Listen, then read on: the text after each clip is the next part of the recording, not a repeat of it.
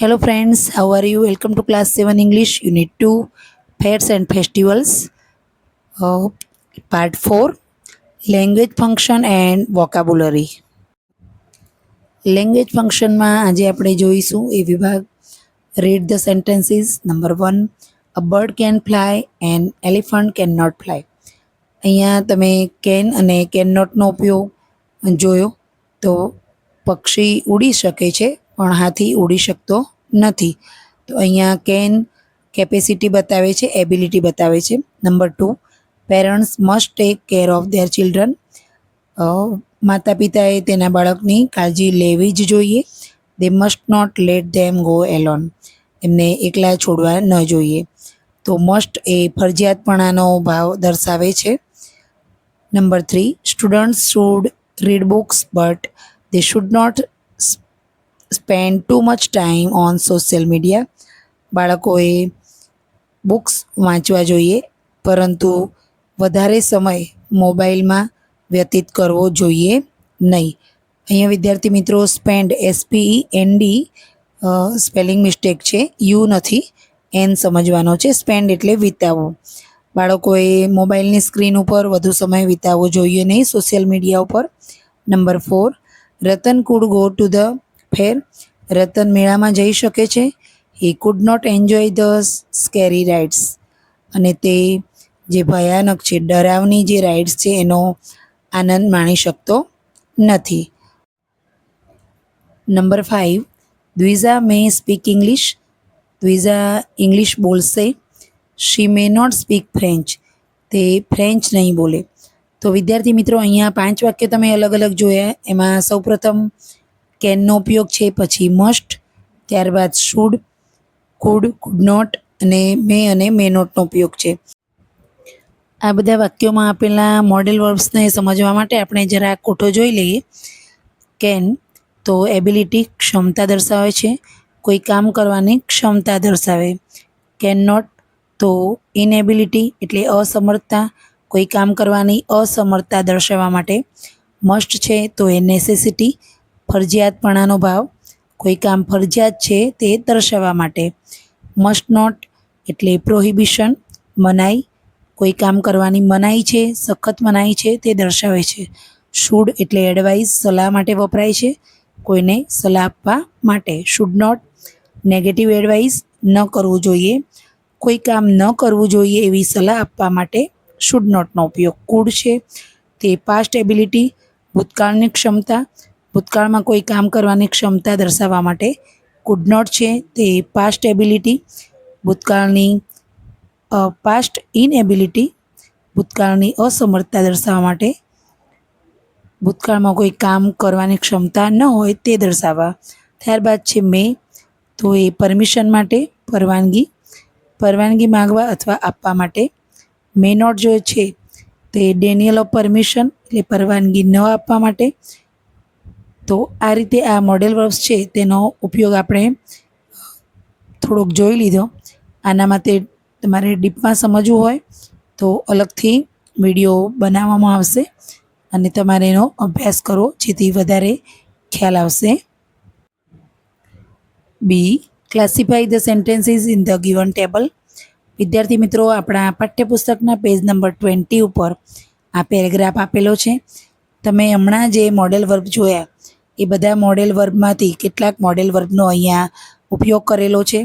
તો આ ફકરામાં જે મોડેલ વર્બ છે એને આપણે અલગ કોલમમાં તારવવાના છે અને અલગ કોઠા એટલે કે we can, we should, we must અને ઇટ મે ના અલગ વિભાગમાં આપણે છૂટા પાડવાના છે. તો ચાલો આપણે એને છૂટા પાડીએ. જુઓ વિદ્યાર્થી મિત્રો, complete the classification of the table with model auxiliary. તો આ પ્રમાણે 4 વિભાગમાં આપણે દરેક વાક્યોને છૂટા પાડેલા છે.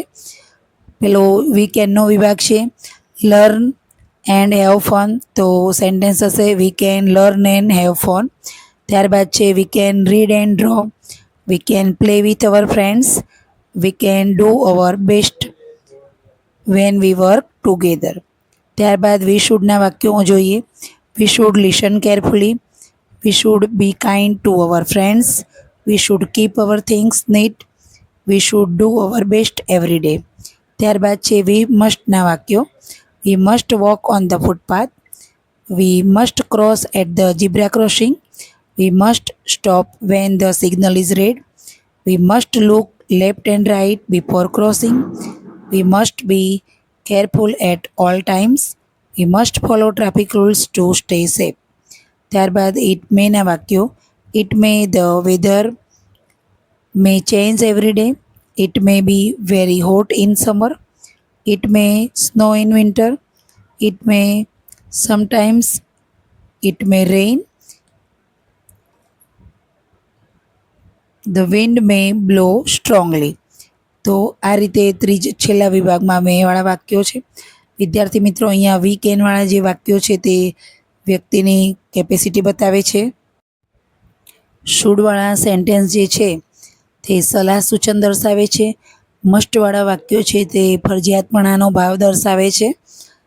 અને મેવાળા વાક્યો છે તે શક્યતાનો ભાવ દર્શાવે છે. તો આ હતા મોડલ ઓક્ઝિલરી. આ મોડલ ઓક્ઝિલરીનો ઉપયોગ તમારે સરસ રીતે જાણવો હોય તો આગળ મારા ચેનલમાં આનો વિડીયો બનાવેલો જ છે. અને અત્યારે ધોરણ 7ની કક્ષાને અનુલક્ષીને પણ બીજો વિડીયો તમને મળી જશે. She choose the most appropriate option for the given situation. તો આપેલી પરિસ્થિતિ માટે યોગ્ય ઓપ્શન કયું છે? Number 1, you are very thirsty in the class. તમને ક્લાસમાં તરસ લાગી છે. What will you say to the teacher. ટીચરને તમે શું કહેશો? તો આન્સર છે મે આઈ ડ્રિંક વોટર. શું હું પાણી પી શકું? અહીં પરવાનગી માગવા માટે મેનો ઉપયોગ થયેલો છે. Number 2, your friend look sad. What is the best advice. તમારો મિત્ર જો નિરાશ દેખાતો હોય, જણાતો હોય તો તમે તેને શું સલાહ આપો? તો જવાબ છે you should talk to me. તારે મારી સાથે વાત કરવી જોઈએ, આવી સલાહ આપવી જોઈએ. અહીંયા શુડનો ઉપયોગ સલાહ તરીકે થયો છે. Number 3, you want to ask your friend to give the ball. Vote will you સે. તમારે તમારા મિત્ર પાસેથી દડો જોઈએ છે તો તમે એને શું કહેશો? તો can you pass the ball please. શું તું મને દડો પાસ કરી શકે? અહીંયા કેનનો ઉપયોગ રજા માગવા માટે અથવા તો રિક્વેસ્ટ કરવા માટે થયેલો છે. Number 4, the traffic light is red. Vote is the rule. Traffic light red છે તો નિયમ કયો થશે? તો યુ મસ્ટ સ્ટોપ. તમારે રોકાવું જ પડશે. અહીંયા ફરજિયાતપણાનો ભાવ છે, નીતિ નિયમનો મસ્ટનો ઉપયોગ છે. Number 5, the weather is cloudy. What is possible. વાદળછાયું વાતાવરણ છે તો શક્યતા શું થશે? તો ઇટ મે રેઇન ટુડે. આજે વરસાદ આવશે. અહીંયા શક્યતા માટે મેનો ઉપયોગ થયેલો છે. D, arrange the jumble parts and make sentence. અલગ અલગ જે ભાગ છે વાક્યના એને જોડીને એક યોગ્ય વાક્ય બનાવવાનું છે. We can after school play football together. તો we can play football together after school. અમે શાળા છૂટ્યા પછી સાથે ફૂટબોલ રમી શકીએ છીએ. અહીંયા કેનનો ઉપયોગ છે, શક્યતા દર્શાવે છે. રમી શકીએ છીએ એટલે કેપેસિટી દર્શાવે છે. Number 2, the children May visit the zoo with their teacher tomorrow. તો અહીંયા થશે the children May visit the zoo with their teacher tomorrow. તો બાળકો તેમના ટીચર સાથે આવતીકાલે પ્રાણી સંગ્રહાલયની મુલાકાત લેશે. અહીંયા શક્યતા દર્શાવે છે. Number 3, you must not in the classroom use mobile phone today. You must not use mobile phone in the classroom today. તમારે આજે મોબાઈલ ફોનનો ઉપયોગ ક્લાસમાં કરવો ન જ જોઈએ. તો અહીંયા ફરજિયાતપણાનો ભાવ છે. Number 4, we should every day for health eat healthy food. We should eat healthy food every day for health. આપણે આપણી સારી તંદુરસ્તી માટે હંમેશા એટલે કે દરરોજ હેલ્ધી ફૂડ એટલે પૌષ્ટિક ખોરાક ખાવો જોઈએ. Number 5, would you like to join us for dinner tonight. તો આન્સર છે would you like to join us for dinner tonight. રાત્રે તમે અમારી સાથે જમવા માટે જોઈન થશો એટલે કે અમારી સાથે જમશો. વિદ્યાર્થી મિત્રો, હવે આપણે પેજ નંબર 21 ઉપર વોકાબ્યુલરી જોઈશું. તો ટેક્સ્ટબુકના પેજ નંબર 21 ઉપર તમને યલો, બ્લુ અને ગ્રીન રંગના 3 વિભાગ જોવા મળે છે. તો આ 3 વિભાગની અંદર આપણે આજે એની ઉપર એક બ્રેકેટમાં ઘણા બધા શબ્દો આપેલા છે. શબ્દોને આપણે 3 વિભાગમાં અલગ અલગ ક્લાસિફાઈ કરવાના છે. Classify the provided words into fairs, festivals or common in both. આ શબ્દો જે છે એમાં ઘણા મેળા માટે છે, ઘણા ઉત્સવો માટે છે અને ઘણા શબ્દો બંને માટે છે. તો અલગ અલગ વિભાગમાં આપણે એને ડિવાઈડ કરશું. પહેલાં ફેર્સમાં જે યલો બબલમાં દર્શાવવાના છે તો એમાં આવશે puppet show, camel horse rides, animals fairs, temporary tent city, handicrafts, stalls and shops, games and swings. ત્યારબાદ ગ્રીન બબલમાં એટલે કે ફેસ્ટિવલ્સમાં ઉપયોગી શબ્દો જે છે એમાં devotion and blessings, religious stories, special clothes, cultural value and special sweets. તો આ શબ્દો છે તે ફેસ્ટિવલમાં આવશે. અને આગળ જોઈએ બીમાં, complete the word chain with the last letter of the word. અહીંયા વિદ્યાર્થી મિત્રો તમારો જે સ્પેલિંગ છે એનો છેલ્લો લેટર છે એના ઉપરથી તમારે નવા નવા સ્પેલિંગ લખવાના છે, બનાવવાના છે.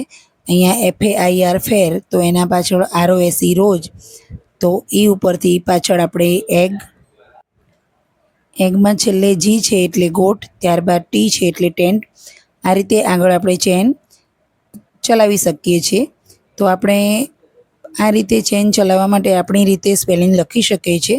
અહીંયા માત્ર ઉદાહરણ આપ્યું છે, તમે તમારી બુદ્ધિમત્તા પ્રમાણે અહીંયા આગળ ચેન ચલાવી શકો છો.